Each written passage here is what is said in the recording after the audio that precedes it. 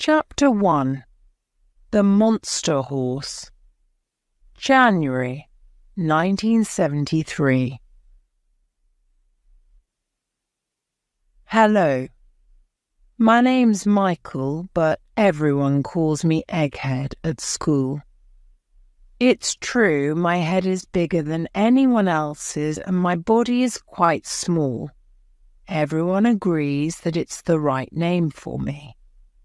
The other children call me this name all the time. That's why I don't like going to school. The children in my class are horrible to me and make me feel bad. They never call me Michael. They always call me Egghead.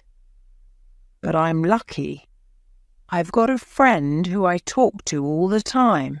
He's not real. I can't touch him or see him. Nobody can see him. He's invisible. He's inside my head.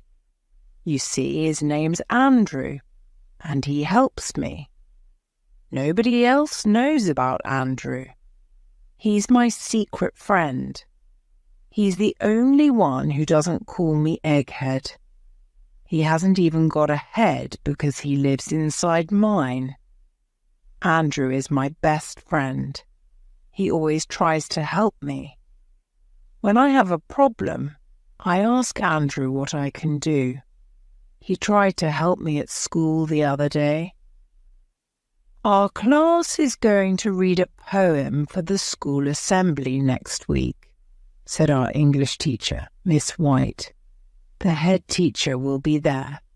One of you can read it to everybody in the school.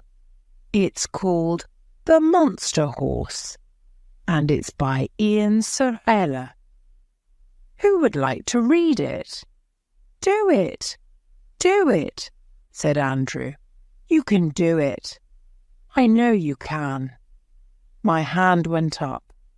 Miss, I'll do it, I said.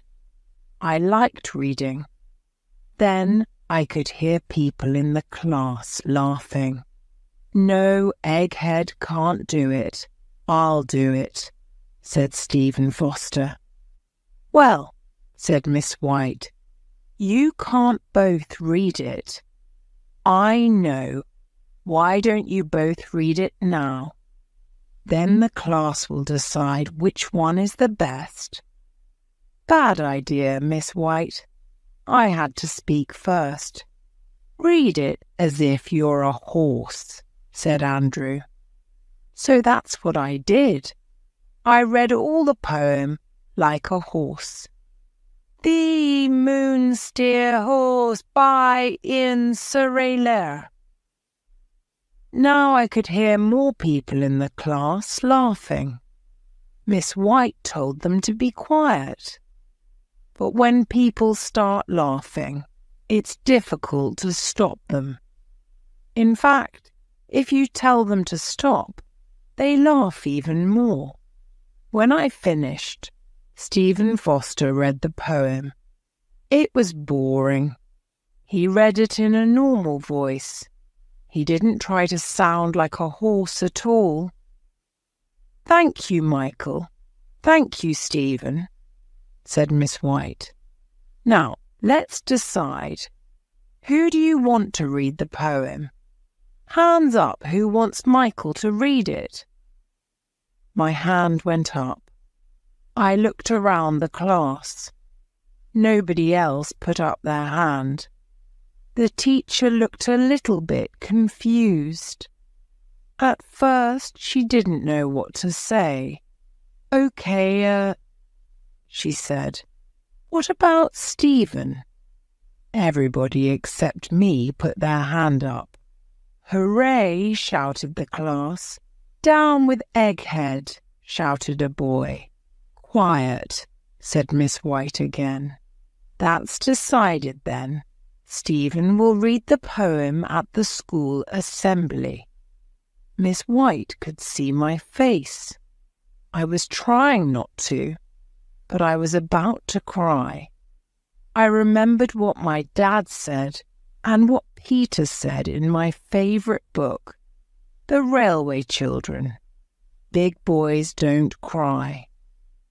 I think that, Michael, you did so well.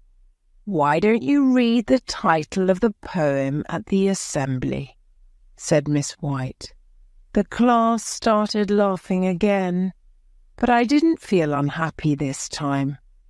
Andrew was right. Now I was able to read at least the first bit of the poem.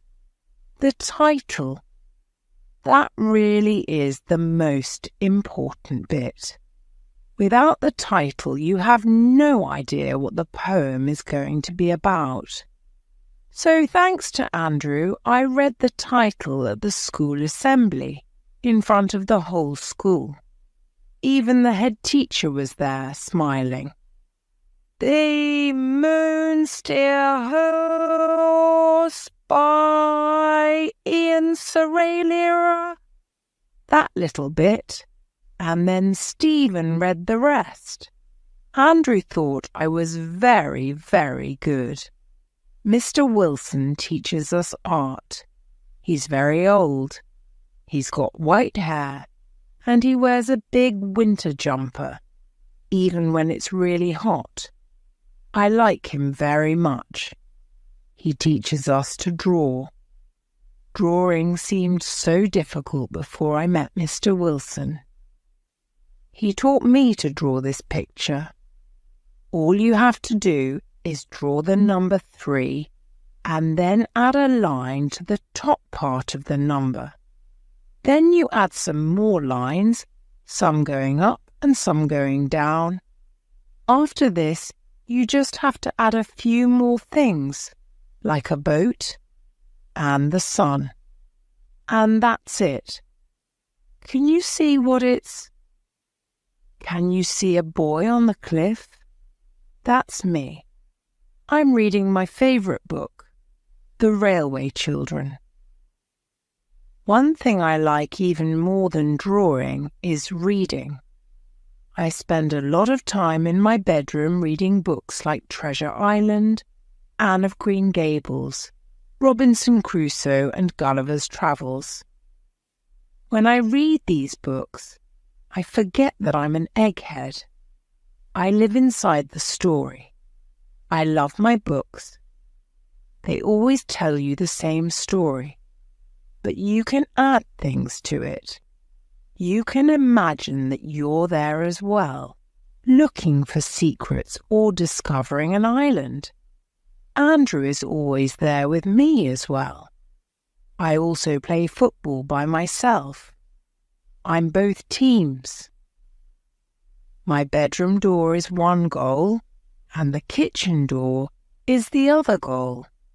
All the different teams play, except England, of course. How can I be both teams if England play? England will always win. Freeman has the ball. He passes to Andrew. Andrew shoots. Goal! I use a balloon when I play, so I don't break anything, and I only play when my mum and dad are out. I never tell Mum and Dad about school. I want to tell them, but I don't want them to know that all the other children call me Egghead. Then maybe they'll call me Egghead as well. So it's a secret, just between me and Andrew. Now it's Sunday evening. The weekend is nearly at an end. I've got to go back to school again tomorrow. Another 5 days of school, I say to Andrew. What am I going to do? Don't worry, says Andrew. I'll be there with you. Everything will be okay. Thank you, Andrew, I say. I try not to worry, but it isn't easy. Every Sunday evening, Mum makes me a hot chocolate drink and she lets me watch Planet of the Apes on TV. It's always a special moment, but even though I really enjoy it, I can't stop thinking about school. Tomorrow I'll have to go back to that place. I can't wait to be old like Mum and Dad. Then I can stay at home, read my books, play football, and watch the TV as much as I want. Chapter 2. A Day at School, February 1973. It's Monday morning. I hate going to school. I have to walk up this big hill and I feel quite lonely. This morning it was very foggy and I couldn't see much in front of me. I felt better when I saw that the old man was there.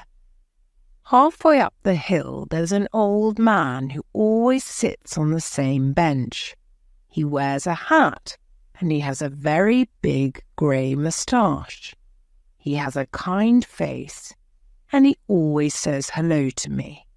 "Hello, cherub," he said. "Hello," I said. "It's very foggy today." "Yes, it is," he said.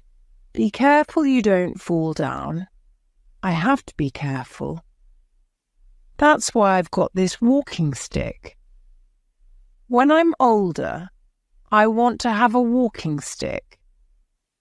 Then I can use it when I go for a walk in the woods. I love the woods. Sometimes my dad takes me. He always pretends that we're lost. I know we're not lost really. Dad knows the woods really well, but I pretend we're lost as well.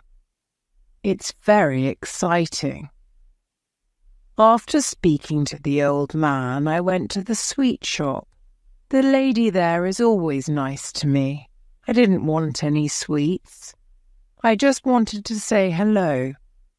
"Hello, Mrs. Jarvis," I said. "Hello, dear," she said. "Put your hat and scarf on. It's very cold out there." "Okay, Mrs. Jarvis," I said. I put my hat and scarf on and went out again. I felt quite good now. I belonged. This was my street, and nobody called me names here, or made me feel small and stupid. When I got to the top of the hill, the school was near. Then I stopped feeling happy. I looked around, but I couldn't see the school. I couldn't see it because of the fog. Maybe it's not there anymore, I thought. I started to pray. "Please, God, take the school away. Make it go away," I said. I walked down the road to school. I still couldn't see it. I got nearer and nearer, and nearer and nearer. And then I saw it. The school was still there. I wanted to cry, but I didn't. I had to be strong. Maybe today will be better, I thought, but it wasn't. It started as soon as I went into the classroom. "Oh no, it's Egghead," said Kevin. "I didn't see your ugly face this weekend," said Clive. "Where were you?" "At the zoo." The other boys and girls in the class laughed. I don't know why. It wasn't funny at all. "Quiet," said Miss White. "Today we're going to do some exercises about—" "Don't listen to them," said Andrew. "Just do what Miss White says. Don't listen to Kevin or Clive. They don't know what they're talking about." Lessons were quite easy. I didn't have to work too hard. I always knew the answers to Miss White's questions. I didn't always answer her, though. I didn't want the other boys and girls to notice me. I finished the exercises very quickly. Then I waited for everybody else to finish. While I waited, I looked out of the window. How I'd like to be in the woods now, I thought, or at home reading my book, or talking to the old man. But here I was in this classroom, waiting for the lesson to end. After half an hour, Miss White said, "Okay, class, it's break time. I'll see you in 20 minutes. We want more men. We want more men." At break time, the boys shouted this, walking around the playground. They walked together. Boys joined them as they marched around. It was like a very long chain. When the chain was long enough, they would play a game together. It was very exciting. I tried to join the chain. "We want more men. We want more men." "Get out, Freeman. Eggheads can't play," said one boy. "Yeah, leave the chain now. We don't want you to play with us, Egghead," said another. So I left the chain.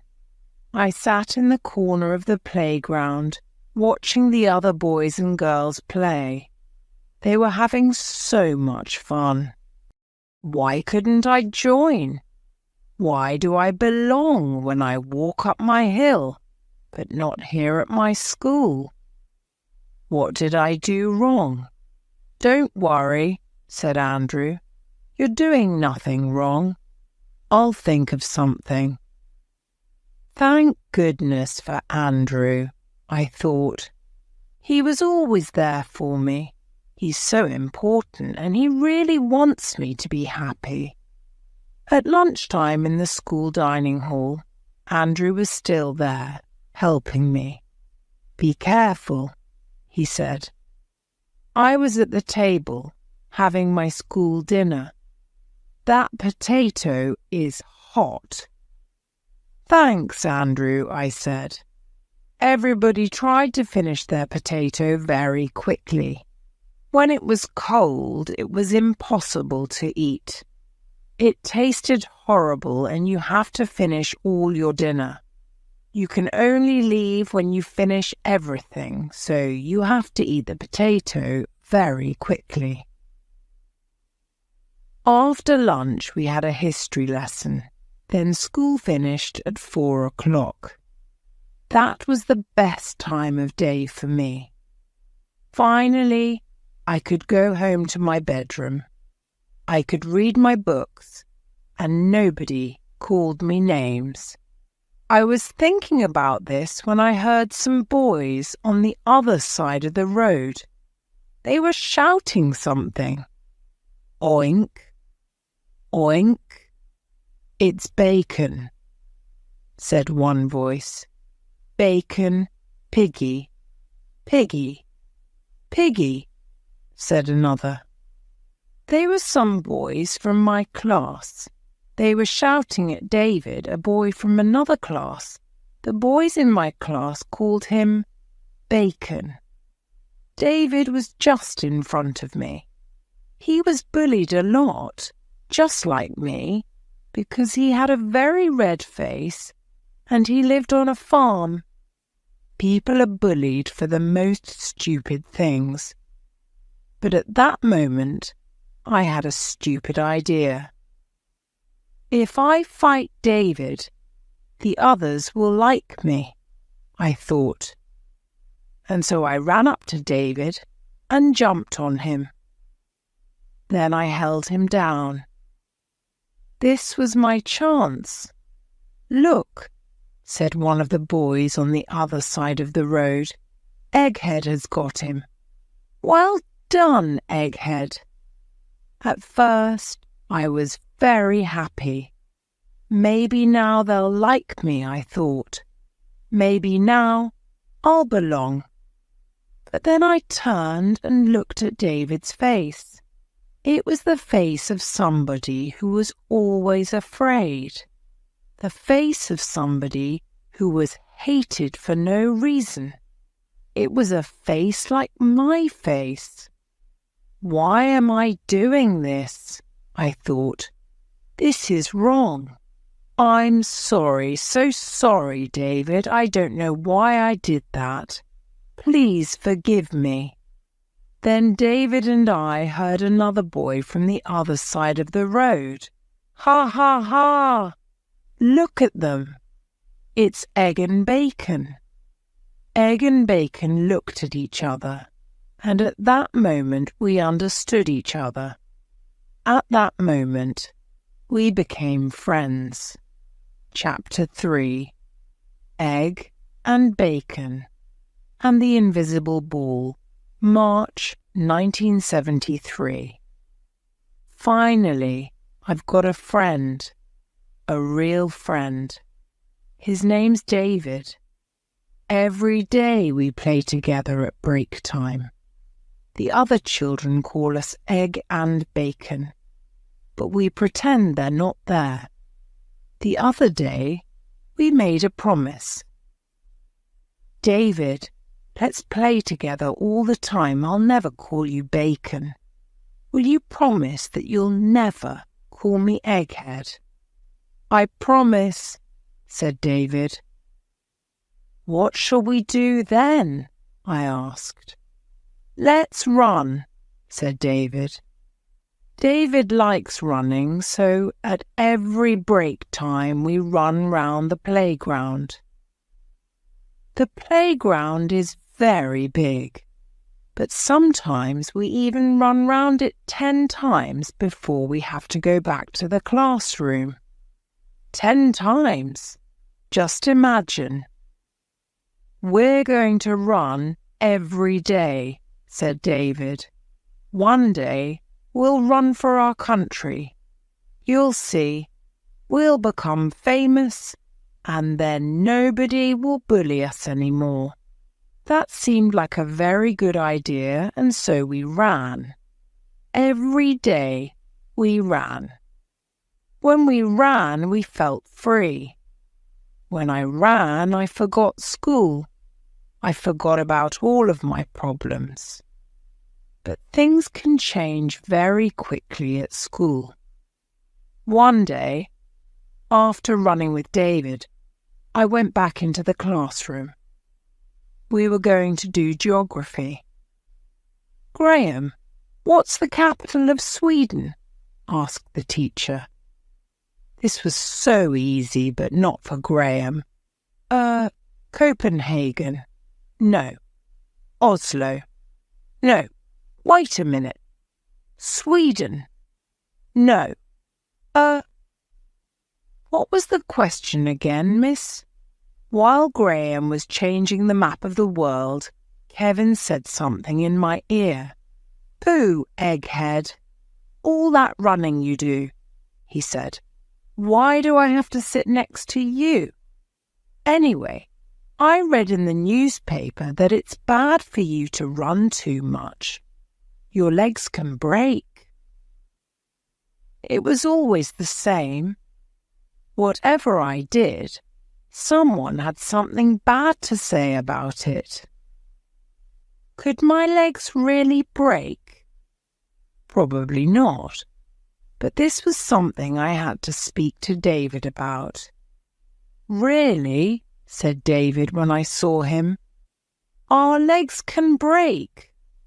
Well, we have to stop then. We're running too much, and if it's dangerous... What are we going to do now then? I asked. David didn't know about Andrew.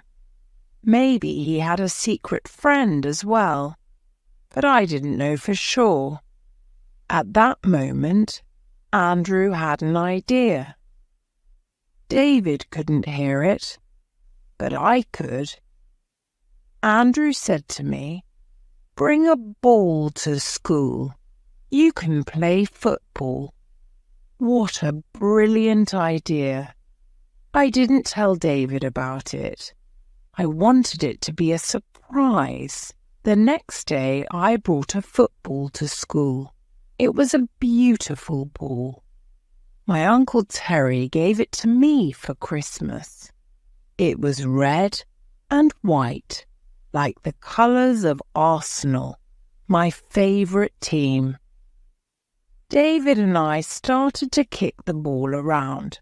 I pretended to be an Arsenal player, Charlie George.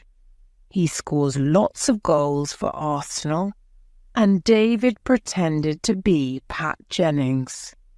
He's a brilliant goalkeeper. But soon something incredible happened. "Come on, Egghead, pass the ball to me," said a voice. It was Kevin. He started to play with us, and then Clive came, and then some other boys. Soon there were about 20 children playing football with us, Egg and Bacon. I couldn't believe it. It was brilliant. When lessons started again, Kevin said to me, "Bring the ball tomorrow, Egghead. We'll play again." So that's what I did. Soon we were playing football with the other boys every day. But then one day, the fun stopped. We had to stop playing. It was all because of Mr. Williams. He was the PE teacher. One day, we started to play, but then he blew his whistle. "Stop, boys," he shouted. "This is too dangerous. The ball is too hard. Play football in the park, but not at school." The other boys went away. I picked up the ball and put it in my bag. "Oh well, that's another idea gone wrong," I thought. "Bring a smaller ball," whispered Andrew. I heard Andrew and smiled to myself. The next day we were playing football again, this time with a much smaller ball. It was soft and difficult to see, but it was better than nothing. For 3 days we played with the small ball. At first Mr. Williams didn't say anything, but then he blew his whistle again. "Stop, boys. No balls in the playground. Put it away, Freeman." So that was that. Oh well, I thought. At least you tried, Andrew. That's the end of football for us. But Andrew had one more idea. "Play with an invisible ball," he said. The boys were just about to go away when I said stop. They all looked at me. "What is it, Egghead?" asked Kevin. "I've got a ball here, look. It's so small that even Mr. Williams can't see it." I started to kick the invisible ball up and down. "I knew it," said Kevin. "Egghead is crazy. What's he doing?" Then I kicked the invisible ball to David. David kicked it to Clive. Clive kicked it to Kevin. And then something incredible happened. We were all playing invisible football with an invisible ball.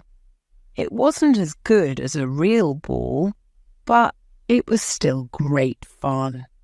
Now when the boys shout, "We want more men," they let us join the group. Now we're a part of something. At the weekends, I often go to David's house. His house isn't like mine. He lives on a farm. It's very exciting, and there are a lot of things to do. We catch insects and help David's dad to collect the eggs from the chickens. I'm glad Kevin and Clive aren't here when I do this. I also help to give the pig his food. His name's Hector. Sometimes David and I have tomato battles. A tomato battle is really quite simple. David's mum and dad grow a lot of vegetables and they can't eat or sell them all. Some of them go bad. We use the bad tomatoes for our tomato battle. We both find a good hiding place and then we throw them at each other. 1 point for every time we hit each other. It's great fun. When I came home after my first tomato fight, I was worried. Now Mum will be really angry, I thought. My clothes are so dirty and they smell bad. Mum was surprised when she saw me walk through the door. But she wasn't angry at all. "Did you have a good time?" she asked. "Yes, thanks, Mum. It was great," I replied. She smiled. Chapter 4. The Old Man, April 1973. "Are you ready to play invisible football?" I said one day to the other boys. "No," said Kevin. "I'm tired of playing that game." "So am I," said Clive, who always agreed with everything that Kevin said. So that was the end of invisible football. They were bored with it, and they were bored with me and David as well. There was nothing we could do. "I was tired of playing with them anyway," said David. But I didn't believe him. We were happy playing with the other boys. We felt like we belonged to the group. We felt important. But now we were just egg and bacon again. We were alone. "Well, if nobody wants to play with us anymore, we'll do something else," I said. "What?" asked David. "I don't know." Andrew didn't know either. But then I had an idea. "Let's read some of our books. There are a lot of adventures in those stories. Maybe they'll give us some ideas." So we read. We read during break time. We read at home.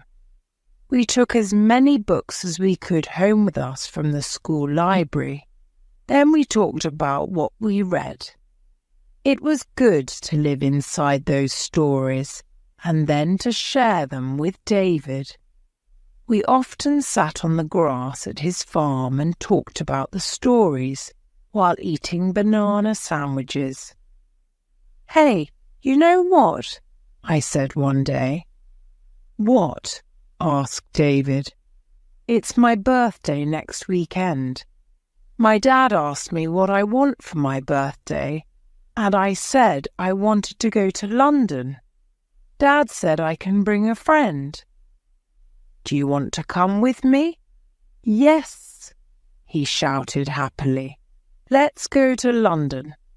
We can go to the zoo and to the Natural History Museum.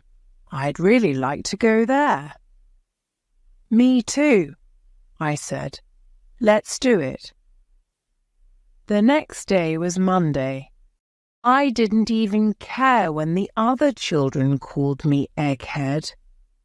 All I could think about was London. What an adventure! The week passed slowly. Then Saturday arrived. The big day. Mum made me some sandwiches, and I put them in my bag. "Have a great time," said Mum, "and put your coat on if it rains. I don't want you to get wet."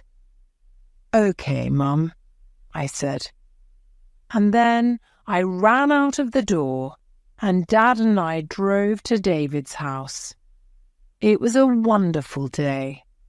David bought me a present, a plane. You had to make it yourself.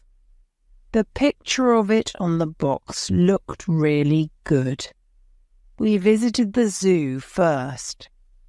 I liked the monkeys best, but the tigers and lions were also really interesting. Then we went to Hyde Park. "Let's go on a boat," I said. Good idea, said David. We both tried to move the boat to the other side of the lake, but we weren't very good. We just went round and round in a circle.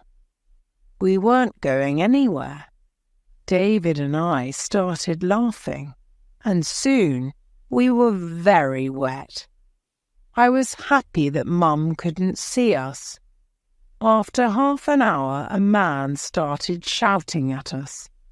That's 30 minutes. Now you have to come back. But it took a long time to get back to where the man was waiting. We weren't very good on the water, but it was fun. After that, we went to the National History Museum. It was a very old museum. The zoo was full of living animals, but this was full of dead things. There were lots of dinosaurs and all kinds of insects. It was very interesting. The best bit was when we saw a little piece of the moon. Just imagine, I said. This rock was on the moon. I'd like to go there one day. Well, maybe for your next birthday, said David, smiling. We got back from London quite late, but Mum was waiting for me at the door. Did you enjoy yourselves? Asked Mum. Oh, yes, Mum. We went to the zoo, then to Hyde Park, and then to the Natural History Museum. Oh, Mum, it was the best day ever. Mum seemed pleased. She smiled to herself. It was nice to see her so happy. Soon it was Monday morning again. As usual, I walked up the hill. After such an exciting weekend, it was difficult to think of school. On my way up the hill, I saw the old man sitting in his usual place. "Hello, Cherub," he said, as he always did. "Hello. You're always so nice to me," I said. "What's your name?"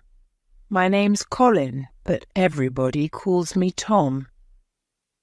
"Pleased to meet you, Tom," I said, smiling. "Why do you always sit here?" "Well, it stops me feeling lonely, you know. Sitting here gives me a chance to meet people. People like you. I've always lived here on this street, you know. I've seen a lot of things in my time on this street. We only see them in that moment. We don't have a full picture of their lives. I just saw Tom as an old man. For me, he was always an old man, but once he was young like me." "Will you be here tomorrow?" I asked. "Yes, of course," said Tom. "If I leave for school a little earlier, we could have a chat, if you like." "Well, bless your heart," said Tom. "Not many children are like you. You're special. Of course I'll be here. I'd like to know something about you too. I'll see you tomorrow then." "Okay, Tom," I said. "See you tomorrow." What a nice man, I thought. And he called me special. Nobody has ever called me special before, except Mum and Dad. But mums and dads always say things like that, even if it's not true. Well, maybe I am special. With that thought and a smile on my face, I went up the hill to begin another week of school. Chapter 5.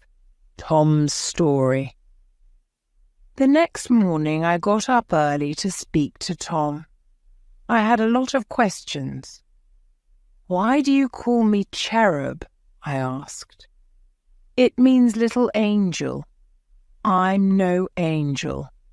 The other children at school always call me names, but not nice names like that. What do they call you then? Asked Tom. Egghead mostly. Egghead, I see. Well, what's wrong with that name? I started to explain, but he soon stopped me. I've never noticed that. That's not important. But egghead means something else. What does it mean? I asked. It means clever.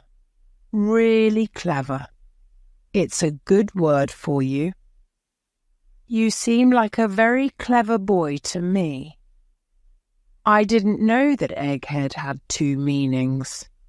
Clever. Me. Clever. Of course you're clever, said Andrew. You're good at your schoolwork. You always answer the teacher's questions. In fact, schoolwork is quite easy for you. Thank you, Andrew, I said silently. I said goodbye to Tom and promised to see him the next day. I went to school feeling much happier. At school that day, there was a French test. All the children had to recite the verb, to be. I knew all the answers. Je suis, tu es, il est. I looked around the class. Kevin and Clive weren't doing very well. They started to move their mouth up and down, but you could tell that they didn't really know the answers. Maybe Tom was right. I am quite clever. Every morning I went to speak to Tom, and every morning we had a really nice chat. It made me feel much better about going to school. One day Tom said to me, Michael, does it make you sad when the children call you names? Yes, it does, I answered. It hurts me inside. It makes me feel alone. I've got a friend, David. He knows how I feel. He's my only real friend at school. You know, said Tom, these children who call you names don't really know you. You shouldn't worry about what they say. But it's difficult not to worry and feel sad, I said. Just remember, they don't know you, said Tom. So if they don't know you, what they say isn't important. Don't let it hurt you inside. Remember, everybody who cares about you and knows you, your mum and dad, David and me, don't call you names. The others aren't important. But they're so horrible to me. Well, just try and remember what I said. Then you'll feel better. You'll see. I know it's difficult to understand, but let me tell you a story. See that house there? Which one? That one, I asked, pointing to the house across the street. Yes, that one. Well, during the war, a bomb fell on that house and I went in. It was on fire. People were frightened. There were 3 children. I got them out. They were alive. They're older now. They've moved on to a different place. All the people I knew have all gone, moved away to new lives. Nobody remembers me. I don't know most of the people who live here now. It's nice to see a friendly face like yours. Wow, I said. That's all I could say. It was incredible. I didn't know anything about this. People should know about things like this, I said. Why don't they know? You're a hero. People don't want to know about the past, said Tom. They're too busy with their lives to worry about me. They just think I'm a useless old man. But I don't get angry about it. The people who live here now don't know me. So how can I be angry with them? Well, I thought, if Tom can do that, why can't I? At least I can try. That day at school, I had a swimming lesson. I like swimming. The other kids bullied me, as always. Eggheads can't swim, their heads are too big, was what they said. But when I'm swimming, I can put my head under the water. It's so quiet there. I can see all the arms and legs of the other boys, but I can't hear them. Under the water, I thought of what Tom said to me. They don't know me. When the lesson finished, I went into the changing room. The next class was getting ready to swim. When they saw me come in, they started to sing. They call him Egghead. He has the biggest head you've ever seen. I looked at them, and again I remembered what Tom said. I had my mum and my dad, Andrew, David, and now Tom. They loved me. For the first time I thought, I don't need them. They can say what they want. I forgive them because they only have a photograph of me. They don't really know me. Just like I didn't know Tom at first. They don't know the whole story. I smiled to myself. Then a strange thing happened. The singing stopped. I got dressed quickly. It was break time and I wanted to tell David what happened. They stopped singing, you say? Said David. Yes, I know they won't stop forever, I said. They never stop. But the important thing is, I don't care anymore. Try and do the same thing. That's all I'm saying. Okay, said David.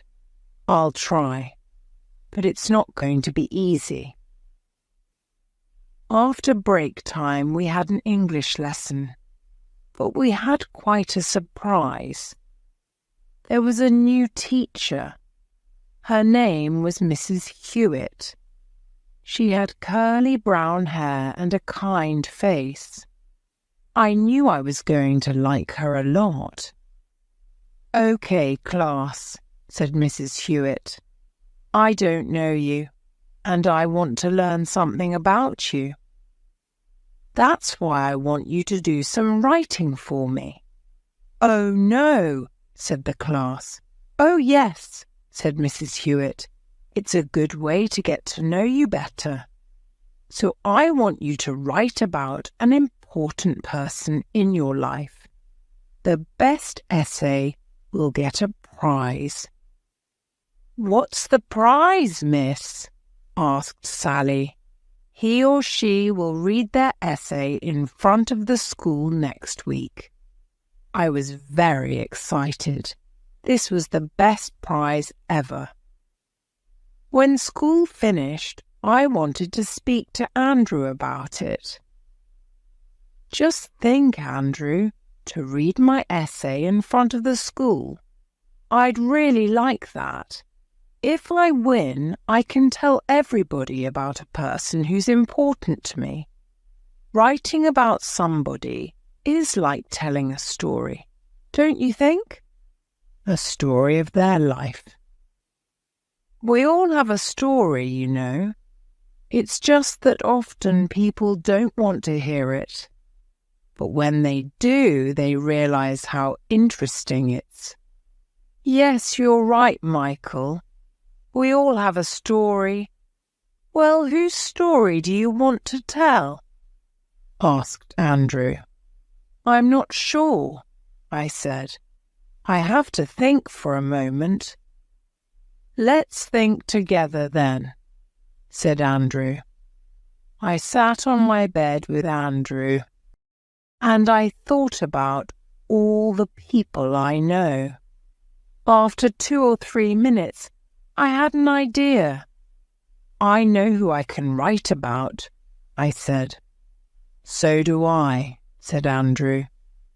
Andrew and I thought of the same thing. We both thought of the same person. I know Andrew, I said. I was thinking of him as well. Let's write about him. I'll help you if you want, said Andrew. Who was this person? I think you know. Chapter 6. The Prize. The next day, Mrs. Hewitt gave us 1 hour to write. Andrew helped me with some words, but I did most of it by myself. I wrote so much, and the hour passed very quickly. Okay, class, put your pens down. I'll have a look at your work during the weekend. It was the weekend, my favourite time of the week. I'll probably go and see David at the farm, I thought. I've got lots of books to read. But the first thing I wanted to do on Saturday morning was to see Tom. On Saturday morning I got up early and went up the hill. Where are you going? Asked Mum. I'm going to see a friend, I said. Who? David? Asked Mum. No, somebody else? Mum smiled to herself as I ran out of the door. Tom, there you are, I said. Good morning, cherub. What are you doing here? There's no school today. I know, but I wanted to speak to you. I had to write something at school yesterday. It was an essay, and I wrote about you. About me? Why? Because I had to write about somebody who's important to me. Well, bless your heart, Michael. That's very nice of you. I'd like to read it. You will one day, and maybe lots of other people will hear your story too. I wanted to win this prize so badly. For the first time, I wanted the weekend to end quickly. I wanted to go back to school to see if Mrs. Hewitt liked my essay. On Monday morning, I ran up the hill. I stopped to say hello to Tom, and then I went to school. The first lesson was art. I drew the road and the hill that I walked up every day. My picture had a lot of trees and beautiful flowers in it. The sky was blue, and in the distance you could see the bench where Tom sat. The next lesson was science. I tried to listen to the lesson, but I couldn't stop thinking about the essay. I looked out of the window. The school flag was moving around in the wind. I like the wind. It comes from nowhere. You can't see it, but it's so strong. In a way, looking at the flag moving helped me to see the wind. I felt a little bit like the flag. Things happen to me, and I have no control. Just like the flag. Who knows? I thought. where the wind will take me. At break time, I talked to David. We've got English next. I hope I win, David. I really want to win. Well, don't be too sad if you don't win. You told me about that poem, The Monster Horse. Maybe they won't let you read it. Mrs. Hewitt is different. I know she'll like what I wrote. I know, I said. Finally, it was time for English. It was the last lesson of the day. I waited for Mrs. Hewitt to begin. Class, I read your work and corrected it. She looked around the classroom and then she began giving the work back. She said something to everyone. Not bad, she said to Sally. Could do better, she said to Graham. This isn't good enough. You didn't even try, she said to Clive. I can't even read your writing, she said to Kevin. Then she arrived in front of me. I didn't want to look at her. I kept my head down, but Mrs. Hewitt waited until I looked up. She looked at me and smiled. Yours is the best, she said. Keep it that way. So, class, Michael will read his essay at the school assembly next week, said Mrs. Hewitt. Everybody looked at me. I waited for somebody to say something bad, but nobody did. At the end of the class, I ran all the way home. I couldn't wait to get home to tell Mum. Mum, first prize, the essay. The old man, Tom. I have to tell him. I'm going to read it to everyone. Slow down, said Mum. Now tell me, what are you talking about? I told Mum everything. About Tom and the essay and what Mrs. Hewitt said. I also told her about Andrew. I even told her about how the other children bullied me. It felt so good to be able to tell my Mum everything. Mum smiled. Oh, Michael, your father and I love you so much. We always have and we always will. Then she took me in her arms and gave me the biggest kiss ever. It's the evening after the school assembly. I'm writing this in my bedroom. I read my essay to the school this morning, and I really want to speak to Andrew about it. Andrew, I read the essay this morning. You haven't spoken to me today. Why's that? Were you at school today? Did you hear me read the essay? I went to the front of the hall with my essay. I was ready to tell everybody about Tom. I looked out at the people in front of me.